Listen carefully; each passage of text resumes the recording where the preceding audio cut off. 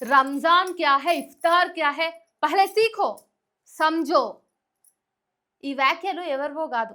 మొన్న రంజాన్‌కి ముందు ఇఫ్తార్ విందులో భాగంగా ఏర్పాటు చేసిన ఫ్లెక్స్‌లను చింపుకుంటూ ఆమె మాట్లాడినటువంటి మాటలివి. మాధవీలత బీజేపీ అభ్యర్థి ఉన్నారు గదా!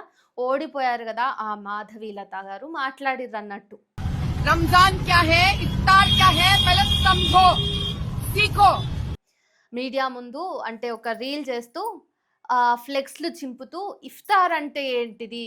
రంజాన్ అంటే ఏంటిది?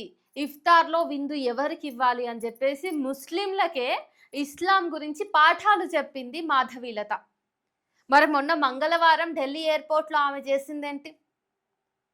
ఇంకొక ధర్మం వాళ్ళకి ఇట్లా ఉండాలి మీరు, ఇట్లా ఉండొద్దు అని చెప్పేసి హితవు పలికినటువంటి మాధవీలత మొన్న మంగళవారం ఢిల్లీ ఎయిర్‌పోర్ట్‌లో చేసినటువంటిది గుర్తు చేసుకుంటే హిందువులందరికీ నిజానికి కోపం రావాలి.